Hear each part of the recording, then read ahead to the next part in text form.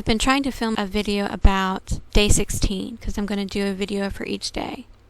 But every time I go to film a video for day 16, it becomes about turning your assignments in on time. Excuse me as I lose my voice because I've repeated myself so much today trying to get a good audio clip. I want to talk about turning in assignments on time because it's critical to what you are learning and what we are doing in class. Students are often not turning in assignments on time. It's usually quite a ways away from the due date. I'm still missing quite a few assignments for this second packet. And my concern is not that I won't get them at all. My concern is that they're not coming in very quickly. My concern with them not coming in very quickly is that students are not offering themselves the chance to get feedback and resubmit for a better score. So if a student is waiting for the very last second to submit their work, they're not really likely to have an opportunity to resubmit for a better score using feedback. Therefore, they won't get as good of a grade as they could have. They won't receive feedback in a way that is as valuable. They won't be able to apply that feedback immediately for a score. Therefore, it doesn't have the same impact. And that's problematic because for a lot of this stuff, it's the practice of it. It is the learning from failing of it that really sticks with you. So my concern is that some students are just waiting for the last second, and that some students are just sitting in fear, not completing their assignments at all for fear of failure. It doesn't matter where you are in your understanding of your assignments. What's so important is that you are attempting your assignments every day that they are due, every day that they are assigned, and that you're getting them to your teachers, that you're communicating with your teachers about where you are with your assignments, so that way you can get feedback.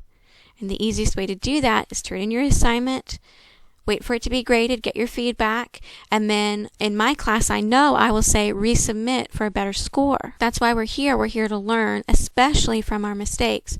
If you are expected to already know everything, if you are expected to perfectly respond to everything instantaneously the first time you ever cover it, then you would not be in class. You owe it to yourself to give yourself the best opportunity to succeed. You don't owe it to yourself to wait for the last second and stress about it, beat yourself up about it, and fear failing, and so on and so forth. You owe yourself a fighting chance. You owe it to yourself to advocate for your success. Advocating for your success looks like doing your assignments on time, turning them in, getting your feedback, being present, communicating with your teachers, communicating with your school. That's what advocating for you and your success looks like. That's what we need to be doing. Please don't wait for a video to come out. Please don't wait till the last second to turn in your assignments, because you're not offering yourself the best chance to succeed. And it could possibly take an exceptional amount of time to ensure that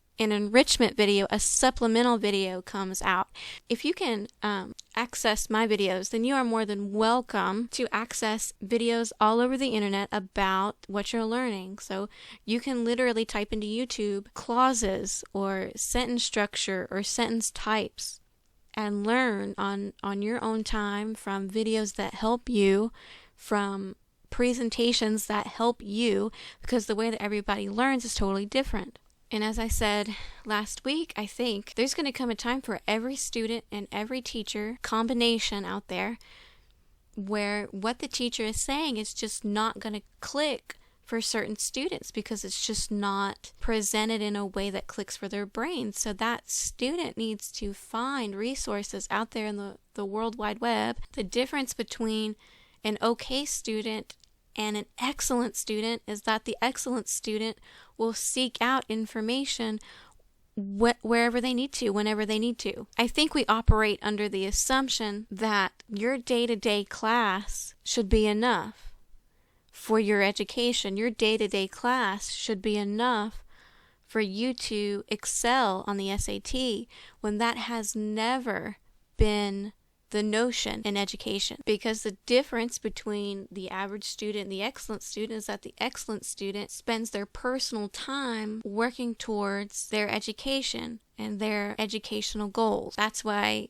SAT classes exist after school, SAT clubs, SAT tutoring, classes designated specifically for the SAT, college boards resources, Khan Academy's resources, because the day-to-day classroom alone has never been expected to be enough for students to exceed outside of the classroom, the SAT being included in activities outside of the classroom. So this isn't to say you need to work harder. This is just to establish that foundational perception of what your best opportunity for success looks like.